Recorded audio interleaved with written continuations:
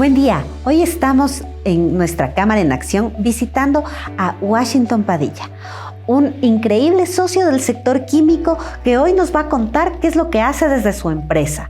Washo, buenos días. Quiero primero agradecerle por abrirnos las puertas de su empresa. Quiero que me cuente qué es lo que hace aquí en el laboratorio agrícola. ¿Cuál es el nombre? Sí, Agrobiolab. Agrobiolab. Ya, y es un laboratorio agrícola. Laboratorio de todo lo que es asistencia a la parte agrícola. ¿Y qué podemos encontrar aquí? ¿Cuál es el apoyo o cuál es el aporte de esta empresa al Ecuador? Bueno, desde cuando iniciamos el laboratorio salieron muchas ideas que fueron interesantes. Ustedes se han preguntado y dicen, ¿por qué esto se llama Clínica Agrícola, el grupo? El grupo está compuesto de 5 empresas, ¿sí? Cada una en su actividad netamente agrícola. Y nació sencillamente porque nos dimos cuenta que somos seres vivos, ¿sí? Y las plantas son seres vivos, los animales son seres vivos, ellos tienen sus clínicas y no había una clínica agrícola.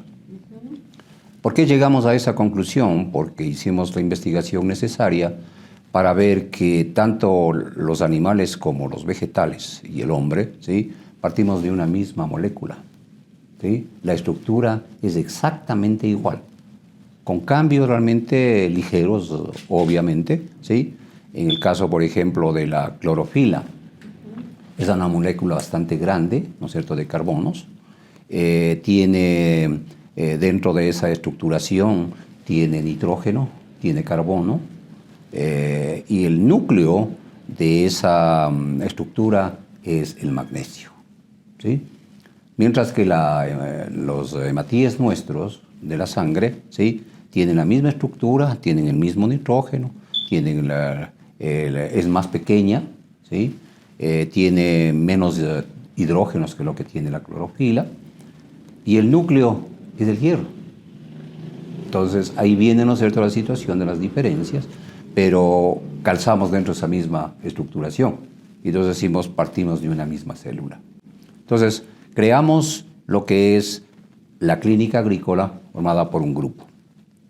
Por coincidencia, en ese año se iniciaba también la formación del Hospital Metropolitano, ¿sí?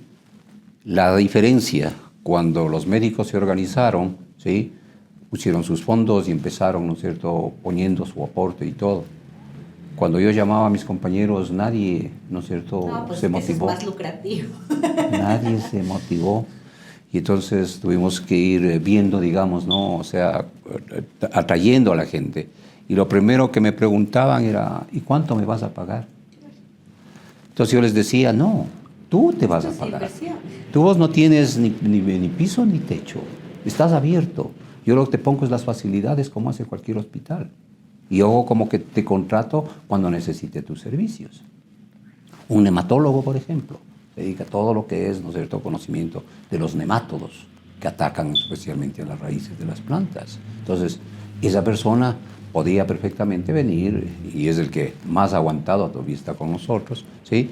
Y entonces venía, llevaba las muestras, hacía sus análisis, nos traía los reportes y todo, previos, ¿no es cierto?, revisiones y todo. Pero del resto casi no tuvieron la aspiración. La burocracia les absorbió, ¿sí? Y eso llegó, digamos, un profesor que en el último periodo de la carrera mía en la central dictó clases de fitopatología y se dedicó también a hacer sus negocios y todo. Entonces llegó y le propuse y él sí aceptó. La gente buena se va y falleció el socio. Pero tuvimos una temporada bastante interesante. Entonces, así es como el grupo Clínica Agrícola mantiene sus laboratorios propios, que es Agrobiolab, para hacer análisis de suelos, análisis de foliares, de todo tipo de cultivos. Somos los únicos aquí, a sus alrededores, que hacemos análisis del zumo de la planta, del extracto de la planta, del torrente circulatorio de la planta, ¿sí?, para determinar, digamos, qué es lo que la planta tiene en tiempo real dentro del torrente, ¿no?, el circulatorio de la planta. Hemos sacado situaciones increíbles. Es decir, yo hago el análisis de esos y es como una radiografía para el médico. Yo le digo al agricultor, le digo, mire, los análisis detectan esto y usted tiene que hacer una aplicación, ¿no es cierto?, de algo porque puede tener problemas de sigatoca, si es del banano, ¿no es cierto?, si es una botrytis, si es o cualquier enfermedad, ¿no es cierto?, y lo mismo ataque de insectos y todo. Entonces, eso nos llamó bastante la atención a la gente. No todos lo han acogido como uno pensaría, ¿sí?, pero van viendo, digamos, resultados en otras plantaciones y se dan cuenta que los resultados son interesantes. Entonces, llegamos, después de hacer todos los análisis, llegamos a la parte más difícil, que es la interpretación.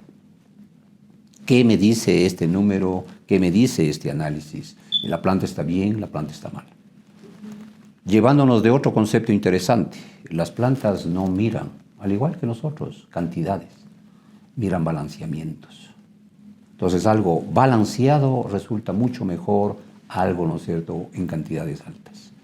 Y la mayor parte no cree en eso y siempre está poniendo, ¿no es cierto? Y es uno de los problemas graves que tiene en este caso la floricultura al momento. Han puesto tanto fertilizante que posiblemente puedan llegar a un estado de desertificación muchas de las plantaciones. La rosa apenas puede aguantar para ser realmente buena producción, ¿sí?, 1.72 deciciems, ¿no es cierto?, por metro o milimos por centímetro, que son las unidades antiguas, ¿sí?, para poder absorber el agua y los nutrientes. Pero hay plantaciones que tienen 6, 7. Y entonces obviamente ven, ¿no es cierto?, que la planta se está secando y siguen poniendo agua.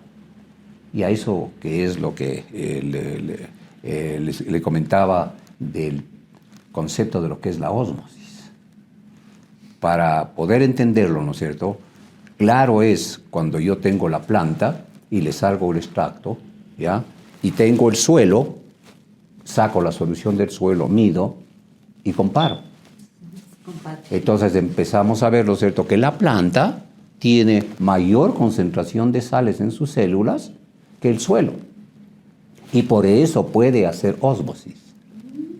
Entonces la ósmosis es el paso de una solución hipotónica, o sea, de baja concentración, hacia una solución hipertónica de alta concentración a través de la membrana permeable.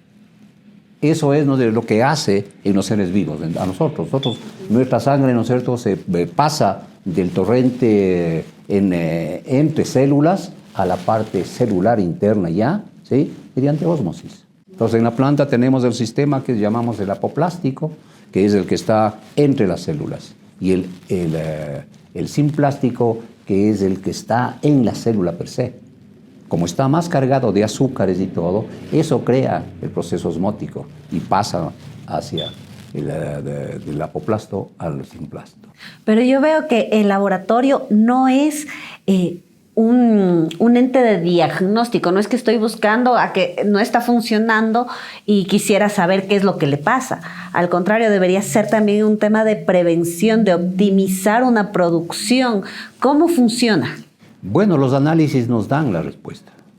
O sea, el análisis, cuando uno tiene una buena interpretación, me dice, por ejemplo, si yo veo que en la planta el NH4, que es la parte positiva del nitrógeno, ¿sí?, que se lo conoce como radical amonio, está más alta que la forma nítrica, que es el NO3, ¿sí?, la planta está enferma.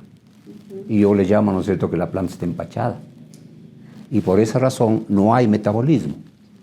Al no haber metabolismo, se acumula este amonio y usted ve la planta verde, lindísima, pero demasiado floja, ¿sí? Le atacan insectos, le atacan enfermedades y claro, desarrolló un gran follaje, pero la mayor parte de cultivos no son el follaje lo que se necesita, sino las flores en el caso, ¿no es cierto?, de una rosa o el fruto de parte de un guineo o de un mango o cualquiera de sus cultivos. Entonces, ahí es donde ponemos nosotros énfasis. Entonces, la planta está empachada y tenemos que transformar a la planta en un ente activo metabólicamente para que aproveche ese NH4 que está en la planta se transforme a NO3 y de esa manera la planta sienta el alivio necesario. Y eso podemos ver, corregir desde el suelo, cuando encontramos de igual manera la forma nítrica y amoniacal en el suelo con el desbalance. Y eso podemos hacer ahora in situ, ¿sí? A tiempo real. Tenemos los equipos que facilitamos a los productores para que en el mismo campo tomen la solución, pongan una gotita sacando la clorofila de la planta, pongan una gotita en el equipo, ¿sí? Una de solución del suelo, pone y ve, ¿no es cierto?, cómo está la situación de conductividad, cómo está el pH. Y un laboratorio así nos puede apoyar, me invento. Tenemos tantas hectáreas en el noroccidente de Quito, me invento. Y queremos hacer el análisis desde el suelo, la semilla, el clima. ¿El laboratorio me puede decir esto va a funcionar de X manera o no? Por lo general nos hacen esas consultas, ¿no? Dicen, tenemos un pedazo de terreno o una finca de tantas hectáreas y queremos ver si es apto para producir. Entonces, claro, nosotros hacemos prospecciones, hacemos análisis primeramente de ver la calidad del suelo que tenemos, no solamente en los 20 primeros centímetros, sino nos vamos mucho más abajo. Eso ya entra en la parte edafológica, hacemos los análisis edafológicos. Para eso le cuento que nuestro laboratorio ha cumplido con el país. Nosotros hemos hecho por lo menos el 60% de las muestras de todo el país para determinar la calidad del suelo.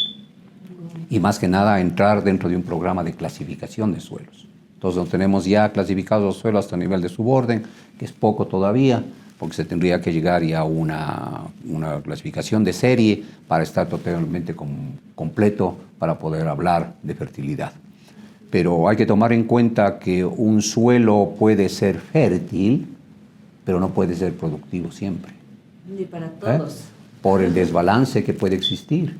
Entonces nosotros lo que hacemos para hacer una recomendación de fertilización, lo que hacemos es un balance. Le decimos, no aplique tal cosa. Por ejemplo, no aplique ni calcio ni magnesio porque está causando la absorción del potasio, que es más importante de los dos juntos. No es que no sean importantes, pero el potasio es el más importante. Entonces, cuando el potasio es absorbido, la naturaleza lo hizo así, es el rey de los elementos. Se mueve con una facilidad sorprendente, lo que no pasa con el resto. Si estamos hablando de que los elementos tienen que pasar por un proceso osmótico, el potasio puede pasar simplemente por los agujeros que tienen, digamos, las células, ¿sí? Para poder pasar sin pedir permiso, se puede decir.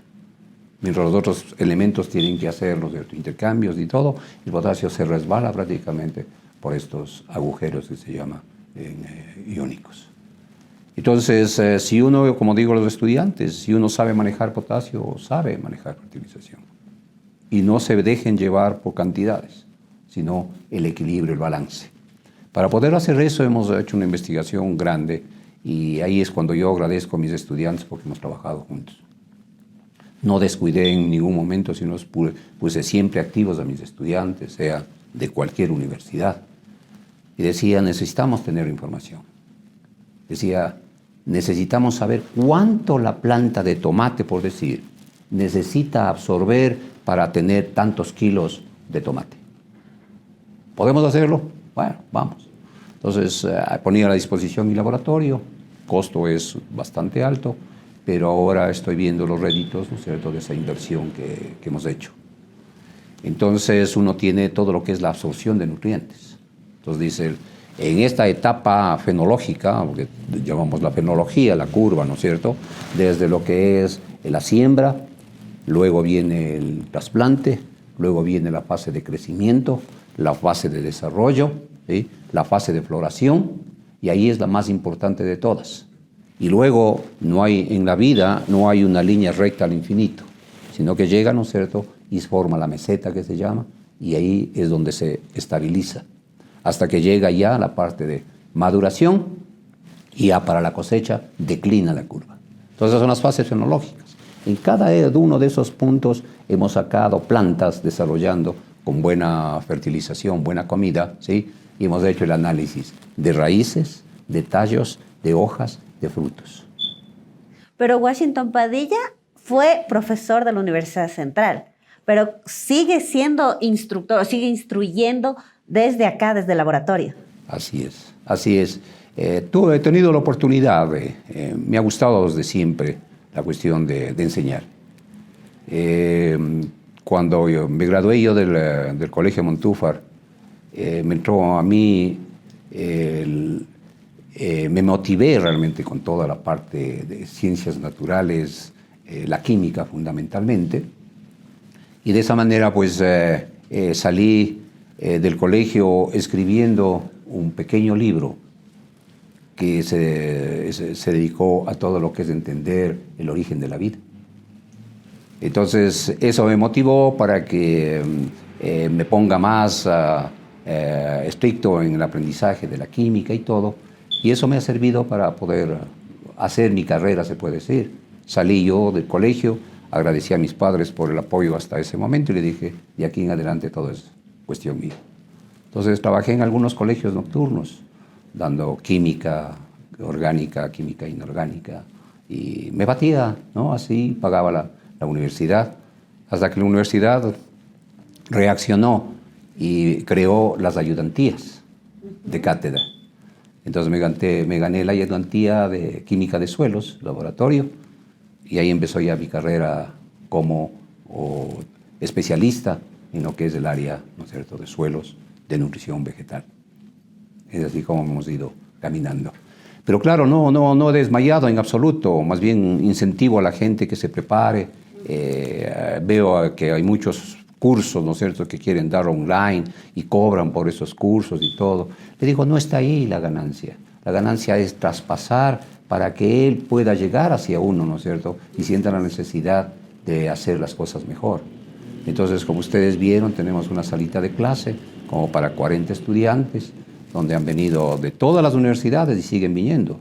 Tenemos inclusive un centro de capacitación, un sector de Cotopaxi, con 120 habitaciones, ¿sí?, para recibirles y tenerles ahí por lo menos 3, 4 días encerrados. Wow. Y van satisfechos. Y no solo local, sino también internacional, de lo que me contó. Bueno, internacional, hemos tenido una vida muy agitada. En verdad, he pasado, digamos, experiencias muy agradables.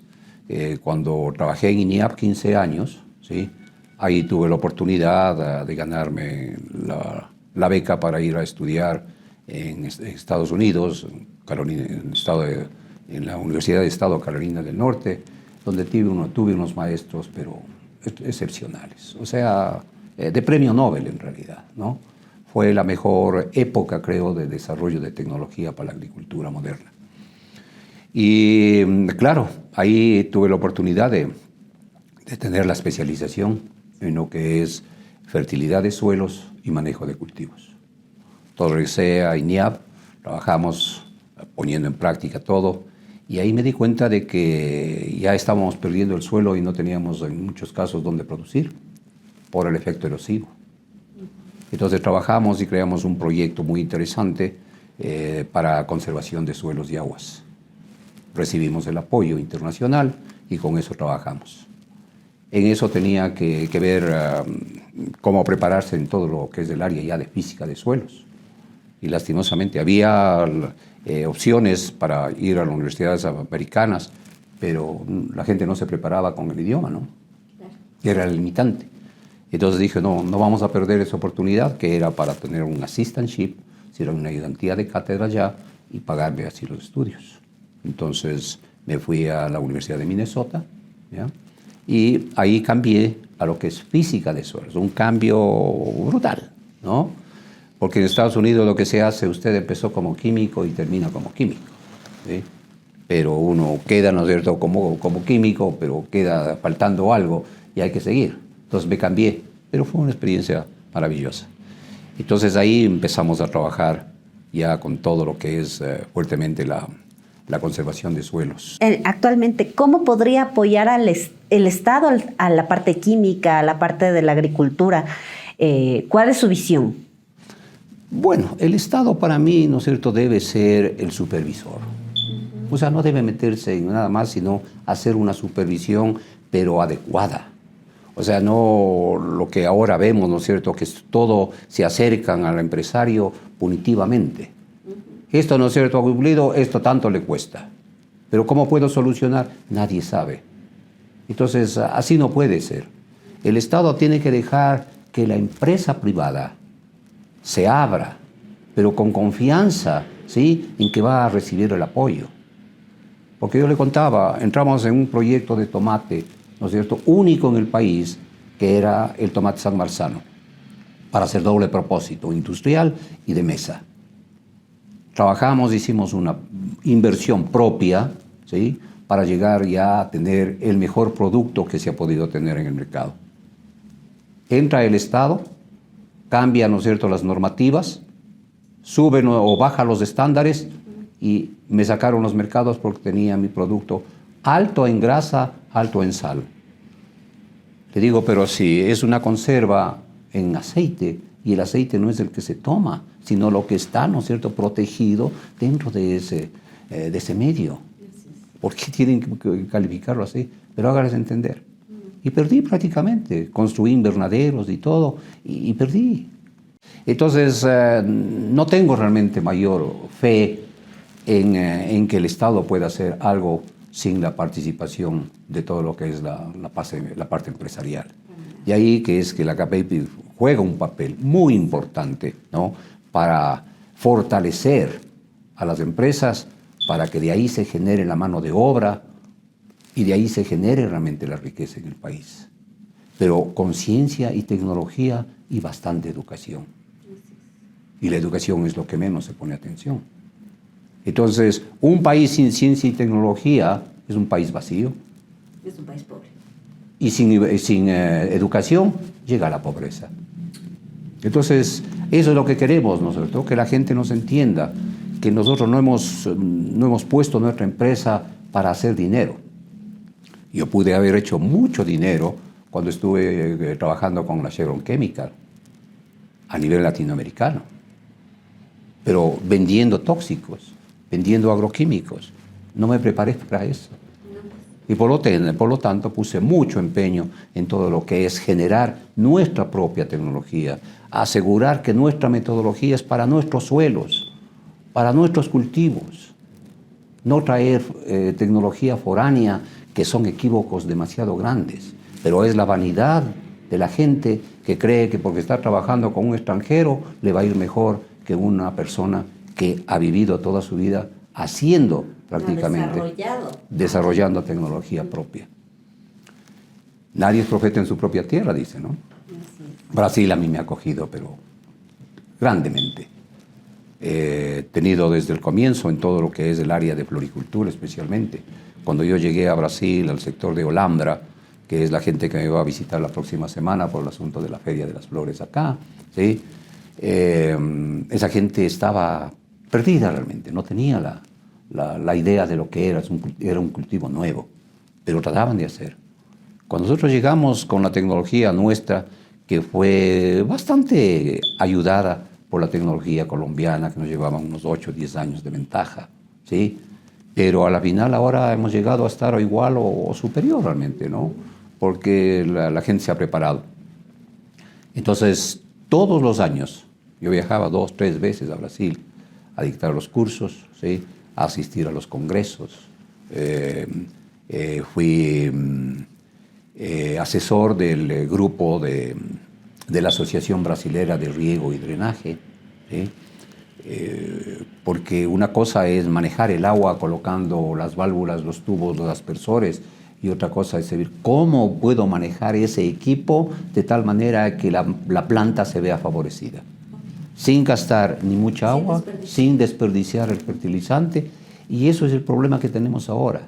La gente cree que es simplemente de abrir la boca y decir hay que subir el costo, ¿no es cierto?, de la fruta en banano, por ejemplo. Pelean los bananeros. Les digo, señores, ¿saben cuánto ustedes están perdiendo por la ineficiencia que tienen en el manejo?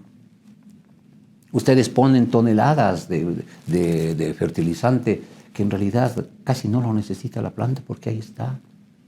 Ahí viene la parte de usar todo lo que son los desperdicios orgánicos para hacer los composts, para hacer, ¿no es cierto?, los bioabonos, de tal manera de que olvídense de dar, ¿no es cierto?, las dádivas, porque todo es así en este país. La urea tiene que ser subsidiada. ¿La urea qué es? ¿La planta come solamente nitrógeno? ¿Usted en su comida tiene solamente papas? Es una cosa que inclusive si usted maneja mal, la urea es un herbicida. A pesar de ser una fórmula orgánica, porque es una carbodiamida. Es una fórmula orgánica. Pero si no lo sabe manejar, realmente tiene problemas. Entonces, una parte. Yo les decía, ¿por qué en vez de subsidiar la urea no tuvieron la inteligencia necesaria para poder producir una fórmula completa? Que tenga NPK, ¿sí?, por lo menos, y microelementos. Y que tengamos aquí. Y que hagamos aquí. Del exterior, de que una guerra nos limite. A mí no me ha preocupado realmente la situación, no me ha preocupado en absoluto de que no tenga esto ni tenga el otro, ¿sí? Porque aquí lo podemos realmente hacer, pero hay que trabajarlo, ¿sí? Hemos entrado a alguien, ¿no es cierto?, entra y dice, necesito para este cultivo nuevo, por ejemplo, la pitahaya. Bueno, lo primero que tenemos que hacer es la investigación. ¿Qué necesita? ¿Qué come la pitahaya en mayor cantidad? Entonces, cuando tenemos esas que hablábamos de las curvas de absorción, ya estamos listos. Entonces, ahora le voy a dar de comer lo que ella quiere, no lo que yo creo que tengo que darle. Entonces, hemos tenido muy buena aceptación porque son pocos los laboratorios que se arriesgan a poner una firma, ¿sí?, para respaldar una recomendación de fertilización. Porque no tienen seguridad de lo que están haciendo. Entonces, claro, nosotros tenemos la acogida porque va la receta, se puede decir, de lo que se tiene justamente que hacer. En el fertirriego se les da inclusive los minutos que tiene que abrir la llave para que los aspersores, ¿no es cierto?, rieguen la cantidad que necesita el suelo. Manejamos contenciómetros para ver el grado de humedad que tiene, si tengo que regar o no tengo que regar. Tenemos ahora ya las estaciones meteorológicas computarizadas que nos calculan directamente las necesidades de agua de la planta en base de la evapotranspiración potencial. Entonces de ahí sale la información. Antes teníamos, yo admiro a la gente que trabajó con esas fórmulas para sacar todos los parámetros que tiene el clima, sacarlo, ¿no es cierto?, y todo haciendo a mano, que no había la computadora, no había que le ayude, ¿no? Ahora ya está eso metido en la computadora que facilita terriblemente la actividad, pero la gente todavía tiene miedo. Entonces ahí está la cantidad de agua que tengo que aplicar. No es al ojo por ciento. Y entonces ahí es donde funciona la agricultura y cualquier otra tecnología, ¿no? Y una vez más demostramos que no es cuestión de suerte, que todo esto tiene un proceso, que tenemos aliados estratégicos, sobre todo en la Cámara, que podemos contar con personal calificado, con empresas de reconocimiento que nos pueden apoyar y mejorar nuestra productividad. No solamente cruzar los dedos de que las cosas nos vayan bien, no es así. O ir a pedir que por favor nos ayuden, no. O que nos regalen. O que nos regalen. Entonces, no, nos hemos hecho con nuestro propio esfuerzo. Es interesante la historia acá del laboratorio. Yo empecé con el laboratorio que se llamaba ANCUPA, por la Asociación de Palmicultores, ¿sí? Tenían ya la producción y todo, pero no les iba de lo mejor, y entonces se necesitaba hacer análisis. Entonces se mandaba a hacer análisis a un lado, a otro lado, pero tampoco había, ¿no es cierto?, el trabajo científico y el desarrollo de tecnología para poder llevar a ver qué es lo que la planta necesita. Entonces, con mis estudiantes, en este caso de la UTE, en Santo Domingo, se hizo lo que nadie realmente piensa que se puede hacer. Usted puede hacer una disección, ¿no es cierto? Y en la escuela, en el colegio, dice, vamos a abrir al sapito, ¿no es cierto?, para ver cómo funciona, qué hace esto, etcétera, etcétera, etcétera. Entonces fuimos y coincidencialmente estuvo aquí un pasante suizo, un chico que había terminado allá parte de la universidad y necesitaba conocer más. Y dijo, vio las bondades de nuestro país, ahí de una sola, un país pequeño que te muestra todo, ahí donde quiero ir. Y vino y se pasó aquí unos 3 meses haciendo Entonces, como estaba dando el curso de posgrado en la UTE, a él lo invité para que participara y todo. El hombre era feliz. Y cuando fuimos a hacer la disección de toda una planta de palma, ¿sí? De 4 o 5 metros de altura, ¿sí? Haciendo la disección, sacando hoja por hoja, yendo, ¿no es cierto?, hacia el interior de la planta, porque la planta es como un churo, llamémoslo así comúnmente, ¿no? Que se va formando, y va formando justamente el tallo y todo. Y fuimos llegando hasta los puntos de crecimiento. Tengo ahí unos frasquitos con alcohol donde están los puntos de crecimiento. Y uno admira, ¿no? Y dice, la planta desde cuando usted le trasplantó al suelo, ya sabe cuánto va a producir en su vida. Wow. Solamente guiándose por todo lo que podemos observar adentro. Qué locura. Entonces, el hombre era maravillado. No quería irse. No quería irse. Y él decía, no, es que tu país es maravilloso. Subió algunas veces al Cotopaxi con el grupo de laboratorio que congeniaron muy bien y todo, lo llevamos de un lado a otro lado. Se fue fascinado. Dice, allá en Suiza yo no puedo hacer lo que yo aquí. No, y para malas... Estamos aquí, no valoramos. No valoramos, exactamente, exactamente. Entonces, esa es la situación de cómo nosotros estamos cumpliendo con el agricultor. Y vale la pena hacer un llamado a través del programa, Gabrielita, que la gente tenga confianza en lo que estamos haciendo, que venga, nos visite y vea cómo nosotros hemos hecho una inversión bastante grande para tener lo que nosotros tenemos. No hemos copiado a nadie. Nosotros tenemos nuestro propio libro con toda la experiencia, ¿sí? Un libro de casi 300 páginas, pero con todo enseñándolos paso a paso lo que significa, ¿no es cierto?, algo que parece difícil entenderlo. Con mis estudiantes, cuando yo entré a la Universidad Central de Profesor, le dije, ¿tienen algún folleto, algún libro donde se están guiando? No. Y entonces, ¿cómo? No, dice, nos manda a revisar el Internet. Digo, pero en el Internet puede encontrar cosas buenas y cosas malas. Entonces, no es esa la situación. ¿Qué tal si con ustedes hacemos un libro? ¿Y cómo? ¿Sí?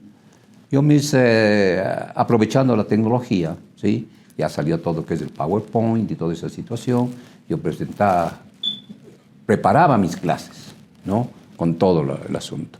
La pizarra se lo usa solamente cuando es necesaria.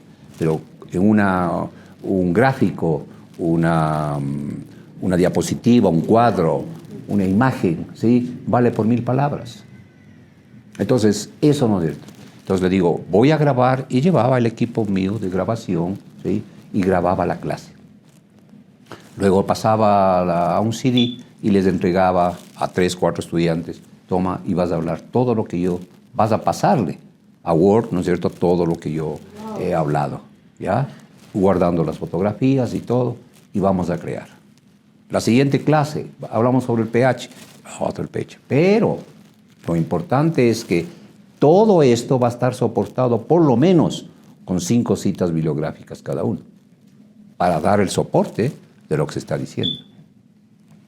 Entonces, claro, ellos llevaban, ¿sí?, y a la final me traían ya el transferido, ¿no es cierto?, al Word, y yo dedicaba la parte de la edición. Y nos salió un libro que se ha vendido, le pusieron inclusive ya en portugués. Porque están las imágenes y está todo, ¿no es cierto?, dicho tan claramente. Cuando así he tenido realmente buenos clientes, me han comprado el libro, dice, Washington dice, sabes que me he sentido muy contento al leer tu libro. Es como leer una novela que trata de llegar rápido a ver quién mató a quién. Entonces son experiencias bien interesantes en ese sentido. Y es justo, ¿no?, eso. O sea, ningún estudio nos va a dar lo que nos da la experiencia. Exactamente, exactamente. Y uno mismo realmente creo yo que se hace la propaganda, ¿sí? He viajado a varios países de Latinoamérica. En una de esas tuve la invitación para participar en un congreso internacional en Mendoza, Argentina, donde está todas las uvas y todo, una provincia hermosísima, Mendoza. Entonces, di mi conferencia y todo, y por coincidencia 3 o 4 estudiantes de allá, ¿sí? Vinieron acá de pasantes, hicieron la pasantía. Y yo, sorpresa, estaba dando la conferencia y estaban ellos presentes también ahí. Entonces me hicieron una entrevista ahí en la televisión y todo. Fue una experiencia muy, muy agradable. Pasó el tiempo y resulta que recibo una llamada de la CAF, Banco de Desarrollo Latinoamericano. Me dice, sabe que tenemos muy buena información de su profesionalismo y todo, y queremos ver si nos apoya, ¿sí? Para el proyecto de Bolivia, el proyecto Mi Riego, ¿sí? Está muy interesados, y claro, como usted está en la área andina también, nos cae pero de anillo al dedo. ¿Qué le parece? Digo, sí, me parece muy bien, hablemos, conversemos. Y me llevaron justamente como asesor de la CAF a Bolivia. Y salió un proyecto, pero bellísimo.